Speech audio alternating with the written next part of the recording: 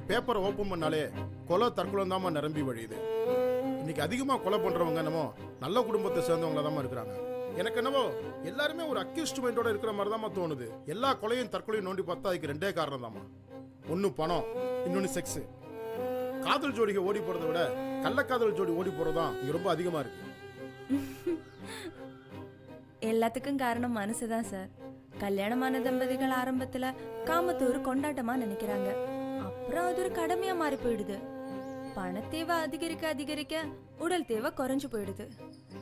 ஆக்சுவலா பணத்துக்கும் செக்ஸுக்கும் எந்த வித சம்பந்தம் இல்ல சார். இவங்க ரெண்டையும் போட்டு குழப்பிக்கிறதுனாலதான் கள்ளக்காதல், கௌரவ கொலைன்னு குடும்பமே கூண்டுல நிக்குது. வேற யாராவது வில்லங்கமான ஆட்கள் வந்தாங்களா? சொல்லக்கூடாதுதான், ஆனா சொல்லிதான் ஆகணும். இந்த பாவமான தொழிலை செஞ்சாலும் அடிக்கடி பாவ மன்னிப்பு கேட்கறதுக்கு பக்கத்தில் இருக்கிற ஒரு சர்ச்சுக்கு போவேன். அப்பதான் ஃபாதர் அடைக்கலம் எனக்கு பழக்கமானாரு. ஆரம்பத்தில் நல்லா பழகிட்டு இருந்தாரு. ஃபாதர் அடைக்கலம் ஒரு நாள் தனியாக வந்து என்னை மீட் பண்ணாரு. திடீர்னு என் கையை பிடிச்சி அழ ஆரம்பிச்சிட்டாரு. நான் அவருக்கு கிடைக்கலன்னா செத்து போயிடுவேன்னு புலம்ப ஆரம்பிச்சிட்டாரு. என்னதான் பெரிய பதவியில் இருந்தாலும் அவரும் ஒரு மனுஷன் தானே. அவரை சந்தோஷப்படுத்தினேன். ஆனால் போக போக எனக்குள்ள ஒரு குற்ற உணர்வு அதிகமாயிடுச்சு. மகிமா, உனக்கே நல்லா தெரியும், நம்ம பாரிஸ்ல எத்தனையோ கைவிடப்பட்ட பெண்கள் இருக்கிறாங்க. ஆனா தப்பி தவிர கூட நான் உங்களை தப்பிதமா அப்ரோச் பண்ணதே இல்லை, தெரியுமா? என்னமோ உன்னை பார்த்ததும் என்னால் கண்ட்ரோல் பண்ண முடியல. மகிமா, நீ ஒரு professional call girl. I'm very sorry இந்த வார்த்தையை யூஸ் பண்ணதுக்கு. நீ என் மனசுல எங்கேயோ இருக்க தெரியுமா? என் வாலிப வயசுல எத்தனையோ லவ் அப்ரோச் இருந்தது. அதையும் தாண்டி உண்மையாவே கடவுளுக்காக என்னை நானே டெடிகேட் பண்ணிக்கிட்டேன். உன்னோட பர்சனல் லைஃப்பை நான் தெரிஞ்சுக்கிட்டு உன்னை தப்பாக யூஸ் பண்ணிக்கிறேன்னு மனசுக்கு கொஞ்சம் கஷ்டமாக தான் இருக்கு. இன்னும் ராகப் அண்ட் மகதல்னா மரியா இவங்கெல்லாம் பைபிள் கேரக்டர்ஸ். பேசிக்காக அவங்கெல்லாம் ப்ராஸ்டியூட்ஸ். ஆனால் அவங்க ஆண்டவருக்காக எவ்வளவு ஊழியம் பண்ணியிருக்காங்க தெரியுமா?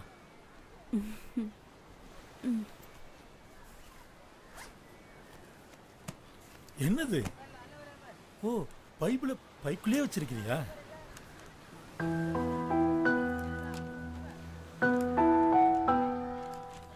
ஒரே ஒரு வசனம் மட்டும் வாசிக்கலாமா ஃபாதர்? எனக்கே வா. மத்தேயு 21:31.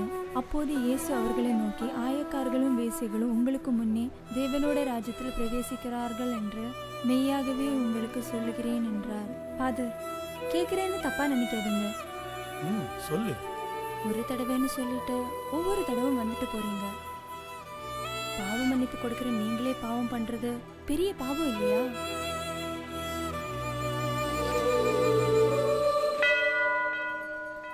உங்களை பொறுத்த வரைக்கும் பைபிள்ங்கிறது பலிபீடத்தோட முடிஞ்சு போச்சு. உங்களை ஒருத்தரை வச்சு எல்லாரையும் தப்பாக நினைக்க வச்சிடாதீங்க. 100 ஆட்டில் காணாமல் போன அந்த ஒத்த ஆட்டை கண்டுபிடிக்கிறது தான் உங்களோட ஊழியம். ஆனால் அந்த ஒத்த ஆட்டை நீங்களே அடித்து சாப்பிட்டா அது நியாயமா ஃபாதர்?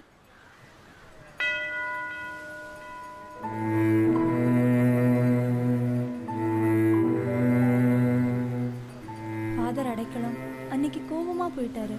அதுக்கப்புறம் சர்ச்சுக்கு அவரை தேடி போனப்போ அவர் வேலையை விட்டுட்டு போயிட்டதா சொன்னாங்க. மனசுக்கு ரொம்ப கஷ்டமா இருந்துச்சு. ஆனா 3 மாசம் கழிச்சு திடீர்னு ஒரு நாள் வீட்டுக்கு வந்தாரு.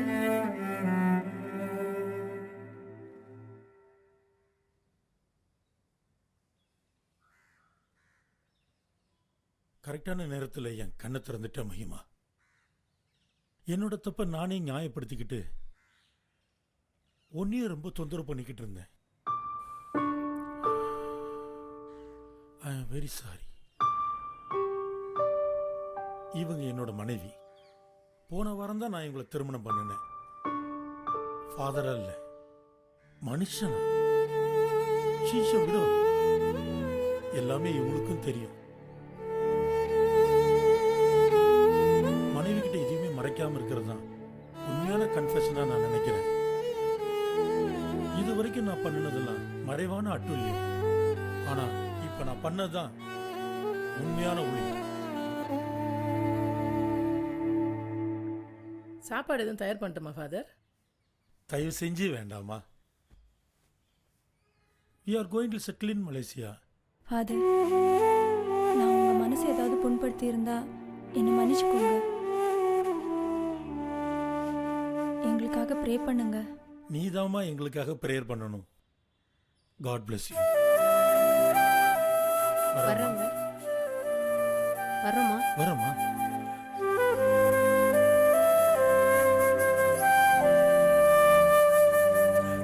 உண்மையான துறவி ஊருக்குள்ள வாழ்றது ரொம்ப கஷ்டமா. இன்னைக்கு உள்ள ஃபுட் கல்ச்சர் சாப்பிட்டவனே சும்மா இருக்க கூடாதுமா.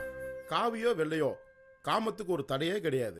மதன்ற ஒரு போர்வைக்குள்ள இருந்து தப்பு பண்ணா உடல் சேவை அப்படின்ற ஒரே ஒரு வார்த்தையை வச்சுட்டு சமாளிக்கிறாங்க. திருவள்ளுவர் தான் பெஸ்ட். இல்ல துறவியா என்னமா வாழ்ந்திருக்காரு.